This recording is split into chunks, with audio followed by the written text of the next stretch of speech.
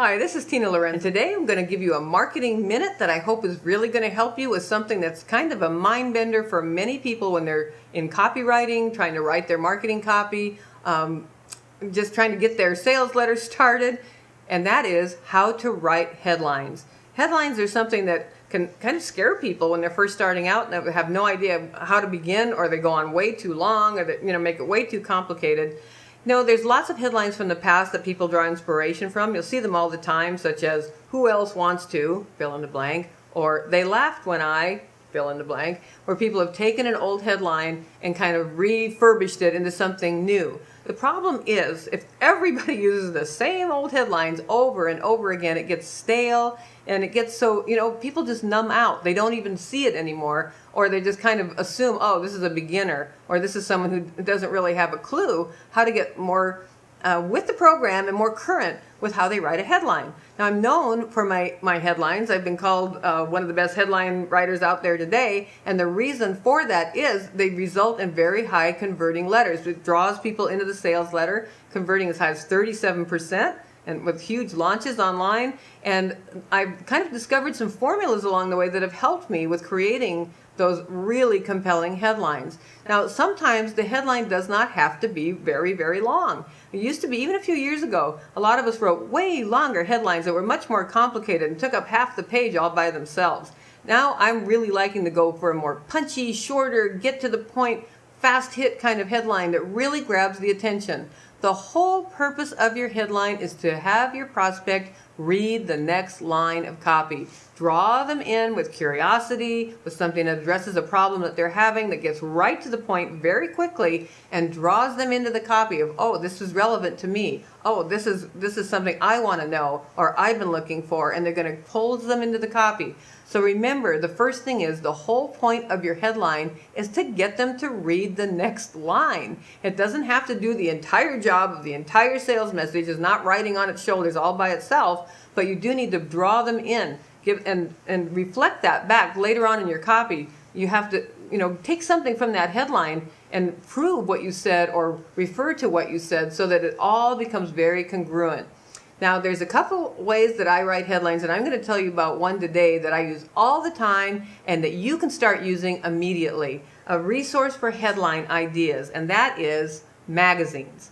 A couple that I really, really like, Prevention Magazine, for example, even though it's health-oriented. Looking on the cover of the magazines in your newsstand and the bookstores, wherever you are, where there are magazines on the rack, another resource is magazines.com. Go in and take a look at what's on the cover. Even the National Enquirer, they have excellent headline writers, and you might think that has nothing to do with what I sell, but that's the point. The artful inspiration from a headline comes from taking an existing headline and then refining it, giving it some changes, and really restructuring it to meet your niche, your market, your way of speaking to your prospects. Okay, let's take an example.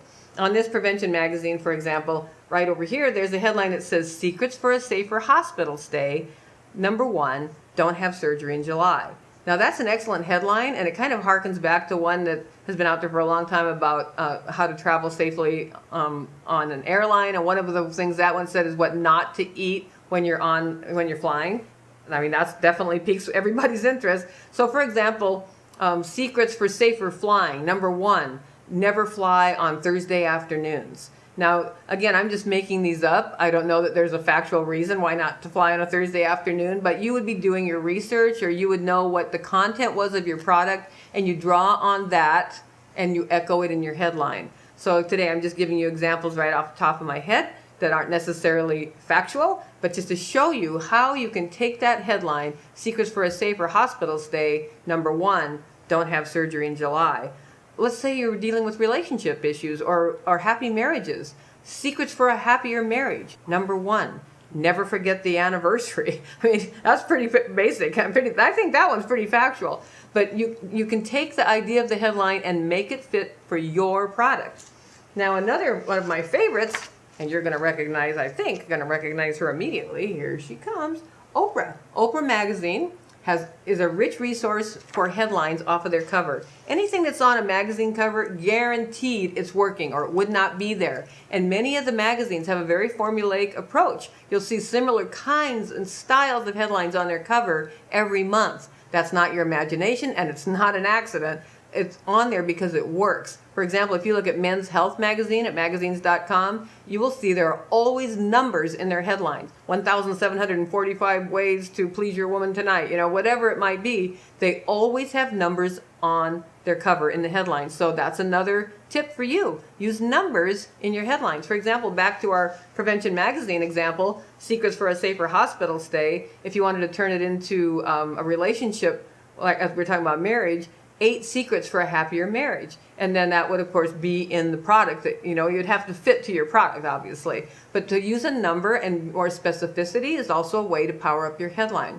Now, the one I was going to look at for you today on Oprah Magazine says, Say Yes to Life, 28 Genius Ways to Get Unstuck and Make Your Dreams Real.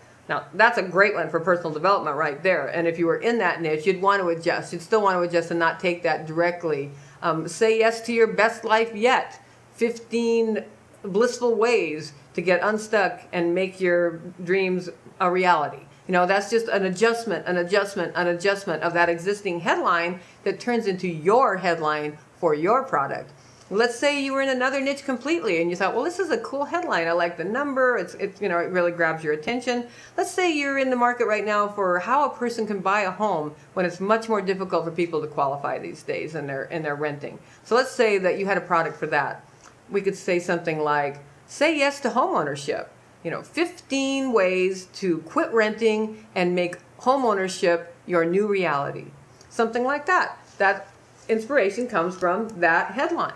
Okay, so I hope that these are helpful ideas for you. It's just start looking at those magazine covers and thinking about how could I use that. And by the way, bullets are another thing that can come from your magazine cover ideas. And we'll talk about that another day, as well as emails and subject lines. But for today, these are a couple of tips on how you can find some great, sweet inspiration for writing those compelling headlines that are going to make your prospects dive right into that sales material and stick with you all the way to the sale. I hope you found this helpful. Until next time, this is Tina Lorenz with Tina's Marketing Minutes.